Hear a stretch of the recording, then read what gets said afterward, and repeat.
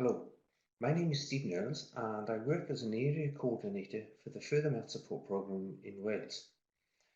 If there are any questions you have regarding the following presentation, you can contact me at either of the two email addresses that you see on the screen now. Now, with regards to this presentation, it is on the topic of complex numbers. And complex numbers is a brand new topic that you will not have met at GCSE.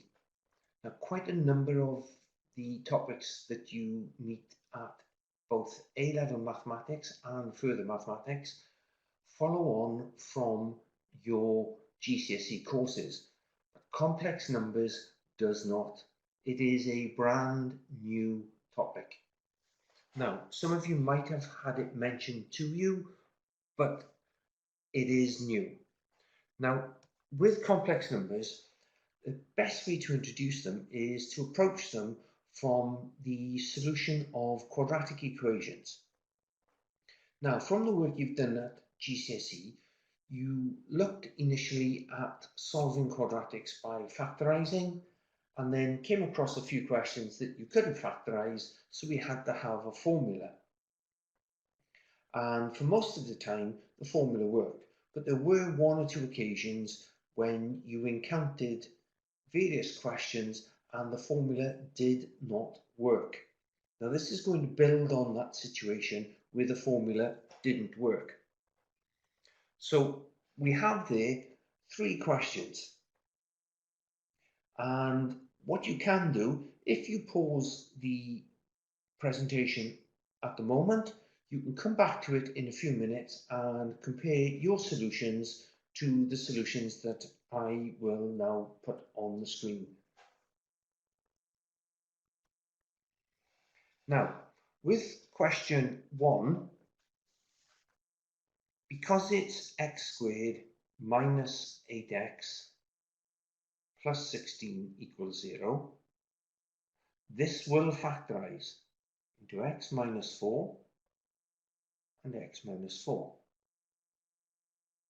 So we have two solutions. So this implies that x equals 4, and the second solution happens to be the same, x equals 4. That's an example of what they call a repeated root. Now, if you remember, you should have been told at GCSE that the greatest power of x will tell you how many solutions there are to that question. So because this is x to the power of 2, there are going to be two solutions. It just so happens for this particular question, the two solutions are identical. Now, the second question we've got is 5x squared minus 3x minus 1 equals 0. That will not factorise, so the best way to approach it is to label or write down the values of a, b and c. So b equals minus 3 and c equals minus 1. So when we substitute into the formula, x equals minus b, so it's minus of minus 3. Every time I substitute a negative number into a formula, I always write it into a bracket. I am then telling myself, just slow down, be careful, you've got to think here. Can't just rush in. Plus or minus the square root of minus 3 squared minus 4 times 5 times minus 1. Finish off the square root symbol, all divided by 2a, which is 2 times 5. And remember, when I say all divided by 2a, I should in reality say all of the right-hand side of the equation. divided by 2a. But if you think back to when you were at GCSE, if the teachers had done that, you'd have gone, what are they doing? So that's why we just simplify it to all divided by 2a. So that's the reasoning behind that. So that will give me 3 plus or minus 9 plus 20 all divided by 10,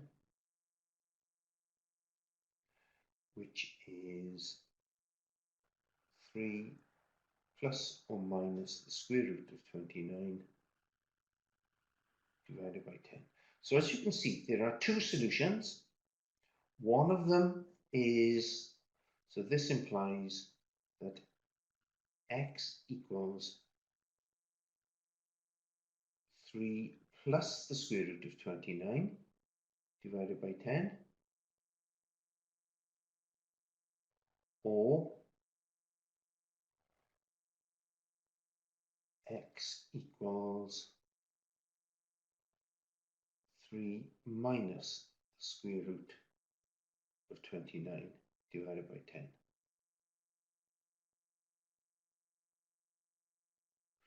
Now, at GCSE, you would most likely have been told, give your answer to so many decimal places. Moving into A level, we tend, as mathematicians, to leave an answer as 3 plus the square root of 29 over 10. We don't work it out. We don't really need to know that it's approximately 0.8, but we need that level of accuracy. Now, the third question, again, will not factorize. So we start going through the motions of using the quadratic formula. So for question 3, we've got 3x squared minus 2x minus 2, that equals 0. Sorry, not minus 2, plus 2. I've got too many minuses here. Now, so again, we'll write out each of the components. So A equals 3, B equals minus 2, and C equals 2. So x equals minus 2 plus or minus the square root of minus 2 squared minus 4 times 3 times 2. And that's all divided by 2 times 3.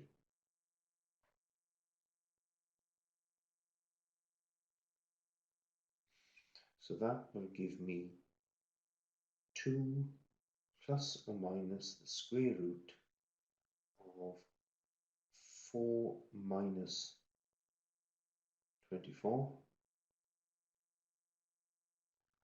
all divided by 6, which is 2 plus or minus the square root of minus 20 divided by 6. Now, in terms of that, the calculator that I own is a Casio FX83, and if I try and find the square root of minus 20 on that, basically the calculator says to me, don't be silly, go away. So I also have another calculator, and again that's also Casio, but obviously other makes are available.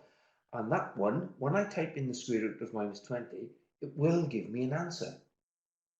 So where's that's the conflict we've got. Up to GCSE, you cannot find the square root of minus 20. And that's what we need to be able to deal with. How do I move forward from here? I need to be able to answer that. Now, in terms of that, we've got this. The square root bit is what they call the discriminant. Now, this is the problem here. We need to find the square root of a negative number. Now, up to and including GCSE mathematics, you cannot find the square root of a negative number. And in fact, it's even been taken out of the A-level syllabus now. So this is for further maths. They want you to be able to find the square root of a negative number. So the equation we've got there is a little bit difficult. So let's look at some easier questions. So in one sense, these are easier. X squared is minus 1. So you need to multiply a number by itself and get minus 1. So when you ask a group of normal students in school just before they finish with the GCSEs and you say to them, all right, what's 1 times 1? Well, obviously that's 1, they say. So then you move on and you say, all right, we want minus 1, so let's try x equals minus 1. What is minus 1 times minus 1? So you get some students will say 1 and others will say minus 1. And then you say, well, okay, let's type it in on the calculator. So on their calculator, they just type in minus 1 and then press the squared button and it comes out as minus 1. The calculator, if you remember, works on the BODMAS system. So to multiply minus 1 times minus 1, you should type in on your basic calculator, bracket, minus 1, close the bracket, then press the squared. And that gives you plus 1. So no matter what you try, you can't get an answer of minus 1. So that's what it's saying there. Until the 16th century, the 1500s, mathematicians like yourselves just finishing GCSE can't solve this. This is absolutely impossible to solve. We cannot find the square root of a negative number. And that's what we need to come around. So what someone did around that time in the 16th century, they came up with the following. They actually said, using modern notation, let's say or define that I squared is equal to minus 1. So now the square root of minus 1 becomes the square root of I squared, which is just I. And at which point everybody goes, but hold on, we're supposed to be doing maths. Why are we introducing letters?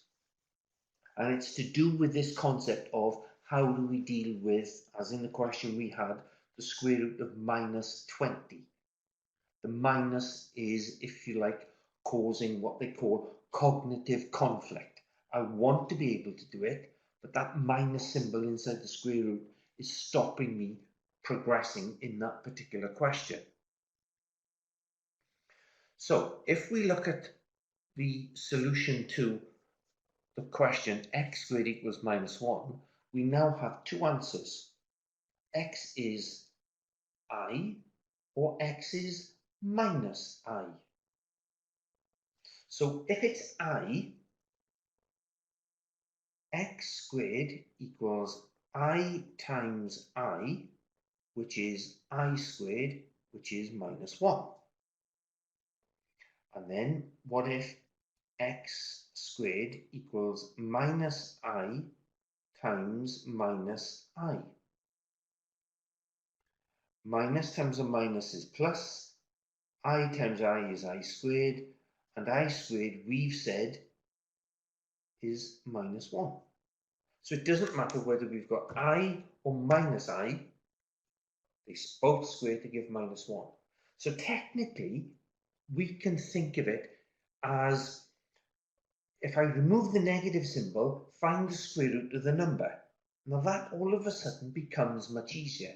So if I say to you, what's the square root of minus 9, ignore the minus, take the square root of 9, and you've got your two answers, plus 3 or minus 3. So the square root of minus 9 is going to be 3i, or it's going to be minus 3i. So we've got two solutions, and we literally just go from plus to minus.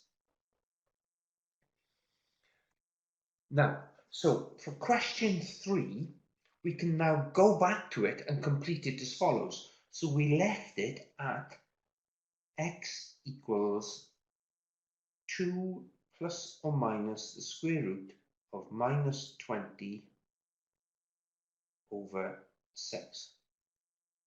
So x equals 2 plus or minus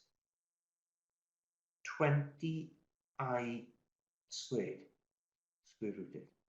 What we've done is we've replaced the minus in front of the 20 and thought of it as minus 1, and we've defined minus 1 to be worth I squared. So that's where that's come from, and that's divided through by 6. So that will give me, so this implies that x equals 2 plus or minus I root 20 divided by 6. 20, the square root of 20, well, 20 is 4 times 5. So root 20 is the square root of 4 times 5, which is the square root of 4 times the square root of 5. Now, if you're not sure about that, check that on your calculator. So you would do root of 20 minus, open brackets, root 4 times root 5, close your brackets, equals. If they are equal, as I claim they are, when you work out that sum, you will end up with a value of 0. If you do not end up with 0, then they're not equal. The square root of 4 is 2, so that's 2 times root 5, which is just 2 root 5. So that gives me x equals 2 plus or minus 2i root 5 all over 6. Divide throughout by 2 on the right hand side. So x equals 1 plus or minus I root 5 all over 3. I wouldn't try and work out the square root of 5 when you calculate it. It's not an exact number, and really and truly, do I need to know that it's approximately 2.236? No, I don't. Leave it as root 5. It is exact. Now, so that's where it comes from. It's the square root of minus 1 is plus or minus I. Now, one of the things that we can do when we have ordinary numbers is we can plot them on a number line. So people started to think, well, how can I plot these type of numbers, 1 plus I root 5 over 3 or 1 minus I root 5 over 3, and I need a picture. It's easier to see.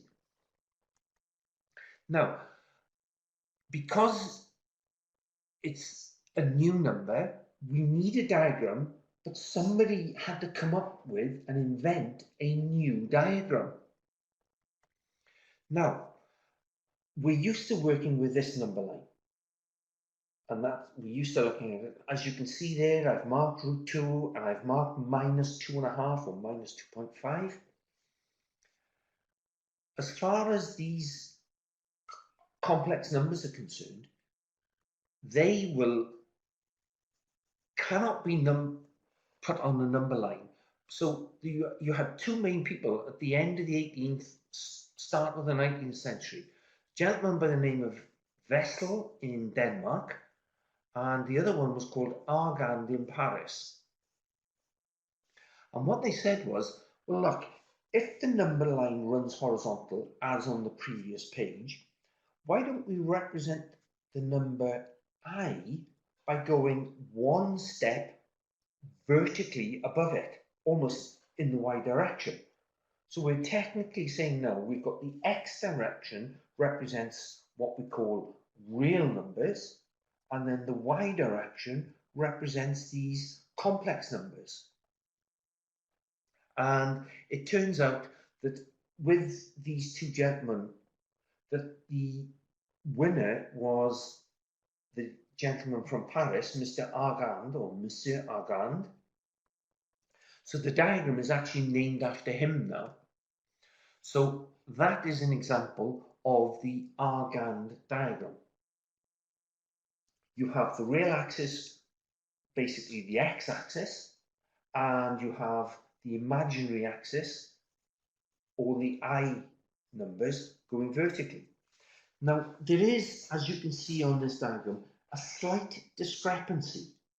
On this diagram, we've written A plus BJ. Now, mathematicians use I to represent the square root of -1. Engineers use J to represent the square root of -1. So for those of you that are going in for engineering as a career, engineers need complex numbers. So you're initially introduced to them in your further maths A level, and they're introduced using the letter I. You then go on to further studies and they start talking about engineering, and all of a sudden they introduce this letter J. So you need to be aware of the differences between who uses which particular letter. So complex numbers, as I've just said, come up in engineering, and it comes up in all sorts of engineering. We also use complex numbers to help us with the weather forecasting. So it's surprising where these complex numbers are used in our lives. Now, if we look at the question that we had, what we had was, as you can see, oh, that should be a bit straighter than that. There you go. That's the real, that's the imaginary. I-M, R-E. R-E for real, I-M for imaginary. Now we ended up with 1 plus or minus I root 5 over 3. So if we plot that point, let's magnify it and stick it here. That's the point 1 plus I root 5 over 3. I'm not going to deal with the negative for the moment. I only want to deal with the positive. So, a little change of colour here. If I drop a perpendicular down there, that horizontal distance is 1/3. If I pop up perpendicular from the imaginary axis, that distance is root 5 over 3. So we've got this black line, which is my complex number, and it's made up of two parts, a horizontal component and a vertical component. But think about it. It's on a pair of axes that are perpendicular. You've worked with those at GCSE. If I want to find the length of that black line, because this angle in the corner is 90 degrees, I now have a right angle triangle. And one of the things you learned back, certainly by year 9, was Pythagoras' theorem. So I can find the length of this black line by using Pythag. Now the length of this black line is called the modulus, the magnitude. So it can be done in terms of that. So if we want the modulus, oh, I've written in red, oh, not the way. So the modulus is equal to the square root of each of those numbers squared. So it's 1/3 squared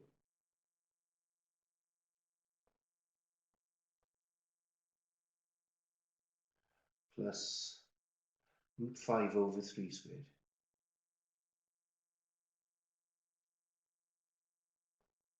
Now, oh, don't forget the squared. So that will give me 1/9 plus the square root of 5 squared is just 5, and that gives me over 9 as well. So that in turn ends up as 6/9 square rooted, and I can divide both of those by 3, so that gives me the square root of 2/3.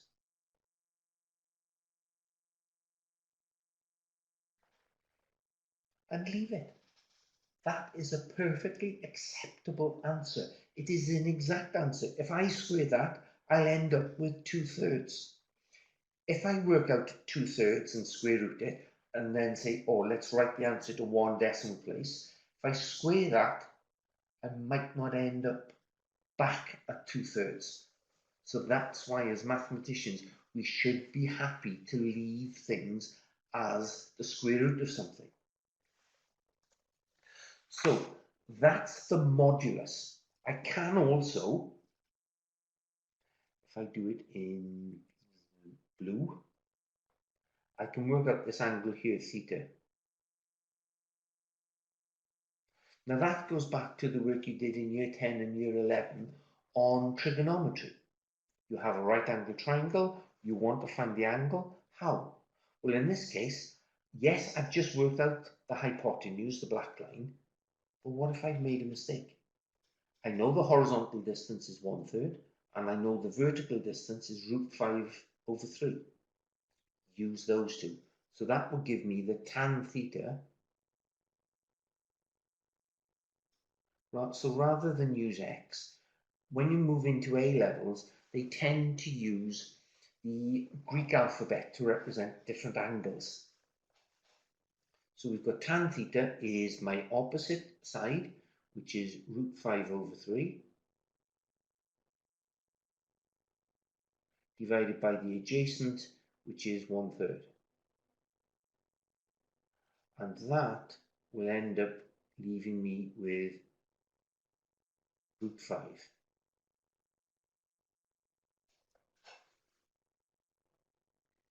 And again, I'm not going to go any further than that. Tan theta is root 5. That is fine. So that's where we're looking at. We're looking at how long is it, the black line, so it's Pythagoras' theorem, and at what angle is it to the x-axis. And it's always, you always measure from the x-axis, and you go anti-clockwise is the positive direction in measuring angles. Now, the complex number that I've looked at here is 1 plus I root 5/3. I can just as easily write that as 1/3 plus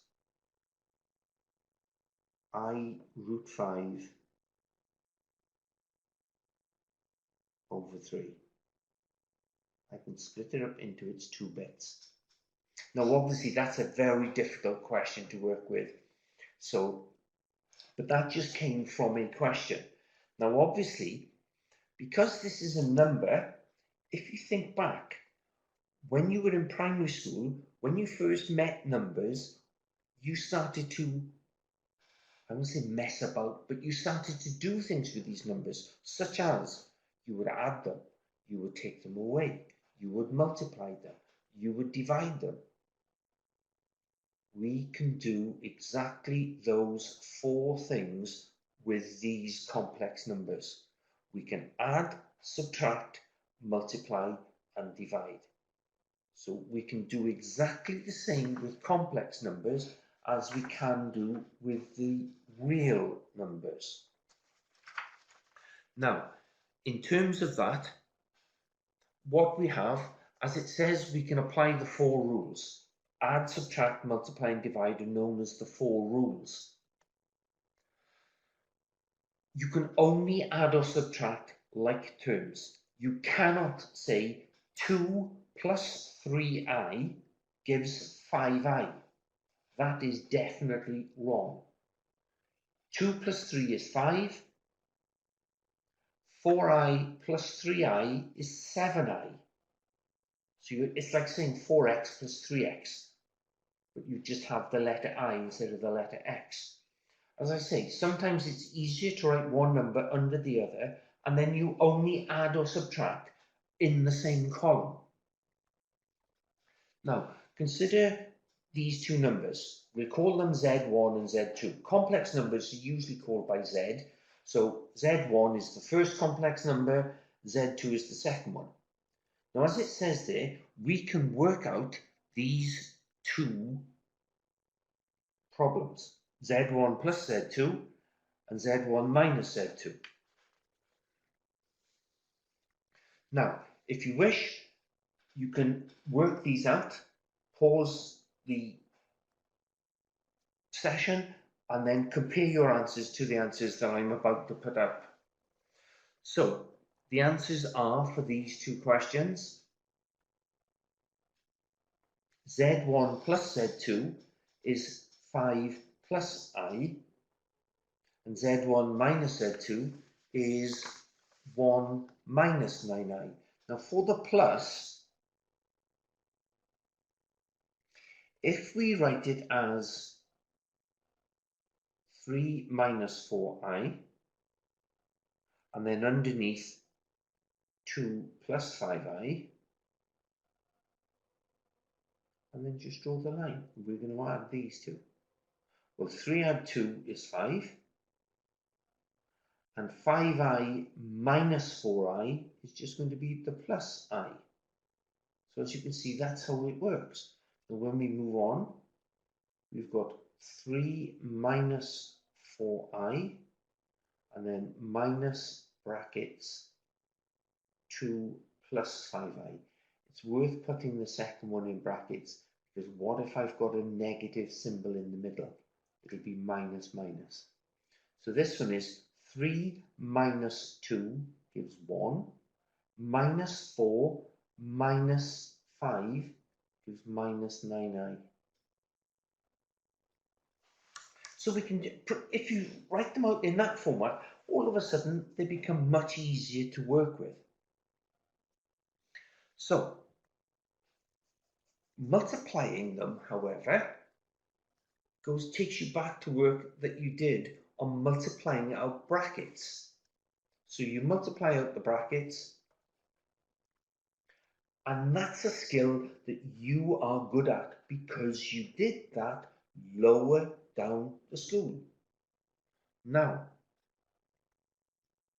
if we take the same 2 numbers, Z1 and Z2, and I'm going to keep working with these, so Z1 times Z2 becomes 3 minus 4i in the first bracket, excuse me, times 2 plus 5i in the second bracket. Now again, if you pause the session here, you can work it out yourself and then compare your answers with the one that I've got on the next slide. When you remove the brackets, you use whatever system you have been taught lower down the school. If you were taught FOIL, you use FOIL. If you were taught the box method, you use the box method. Use what you're comfortable and successful at, because that will engender more success now. So Let's look at the solution.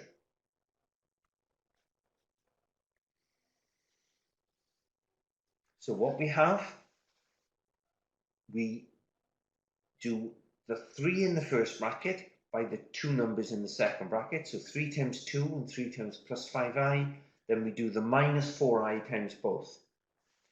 Now, between these two lines, and I'm going to do it in red, from there down to there, the only change I've made is I've replaced I squared with its value of minus 1. So the last term becomes minus 20 times minus 1, which gives the plus 20. To get from the second line to the third line, I literally combine things that are the same. The 6 and the 20 do not contain the letter I, they are real numbers, so I just do 6 add 20. The other two contain the letter I, so I will just do 15 take away 8 is 7, and then put the I on the end. So that is how you do the multiplication. It's built on work that you have been successful and good at lower down the school. Now, the division one requires you to have knowledge of the difference of two squares. Because when I divide, one of my numbers is put into the denominator and it will contain the letter I.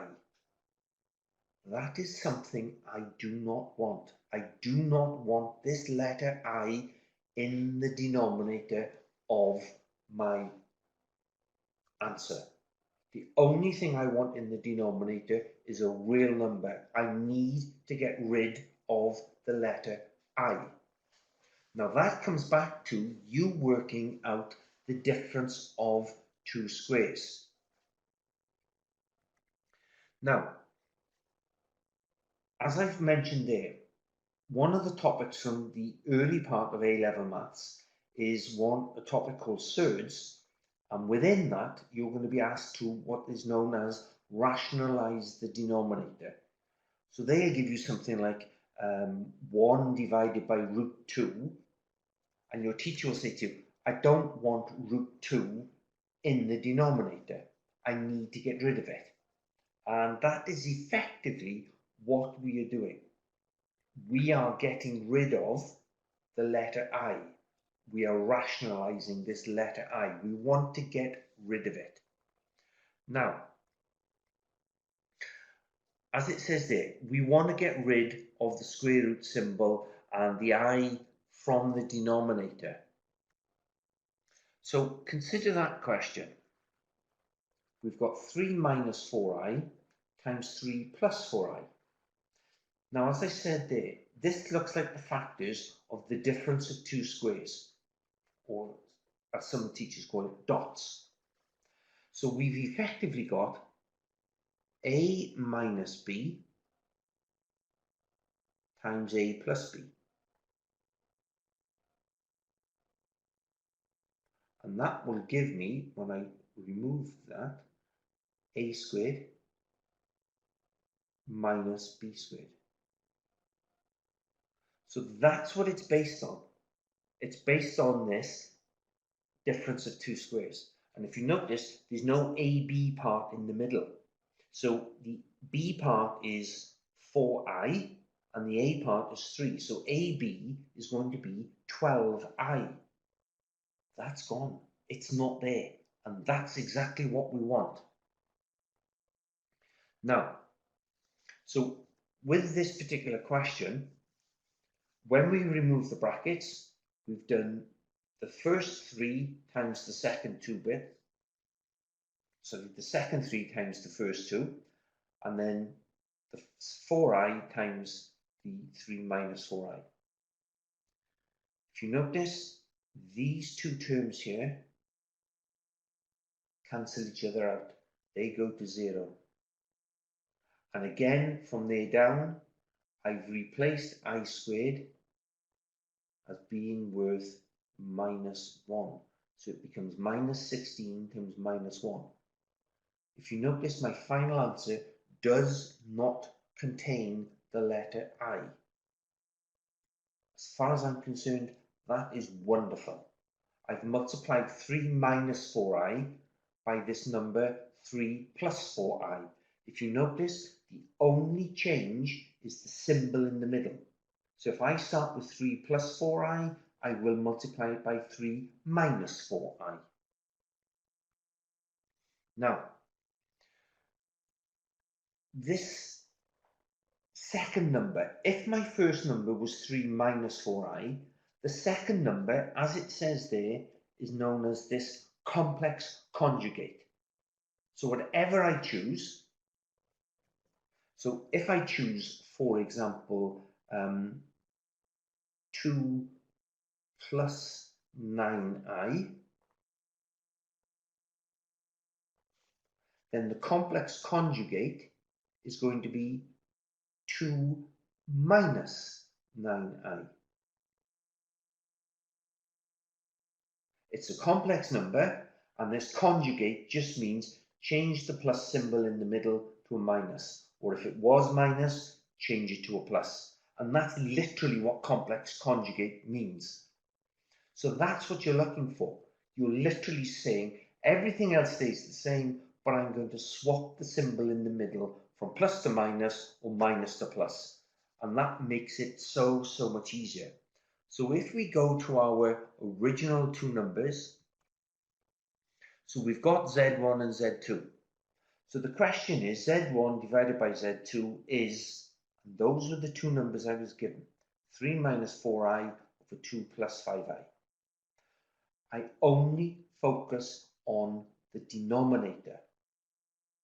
I need to find the complex conjugate of 2 plus 5i. Literally change the symbol, 2 minus 5i. So I put that in the denominator. Now technically, this bit in the red box, if you work it out, 2 minus 5i divided by 2 minus 5i is actually worth 1. You're dividing the number on the top by itself. So the value you get will not change. What it looks like will change, but the actual physical numerical value of what you've got will not change. It just looks different.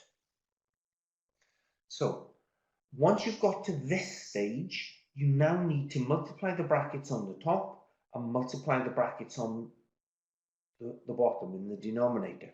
So again, if you wish to work through this, pause the session, work it out, and then come back and compare your solution with the solution that we have.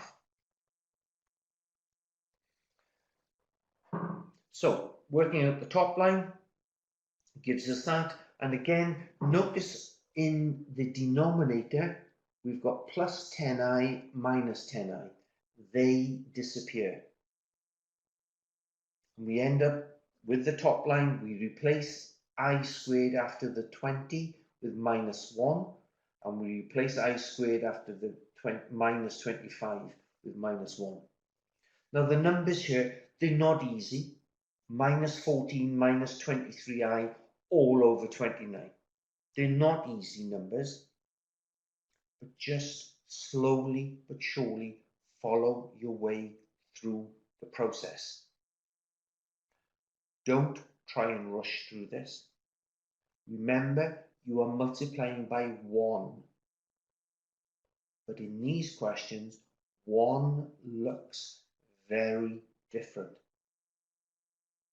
So we need to be very careful on that.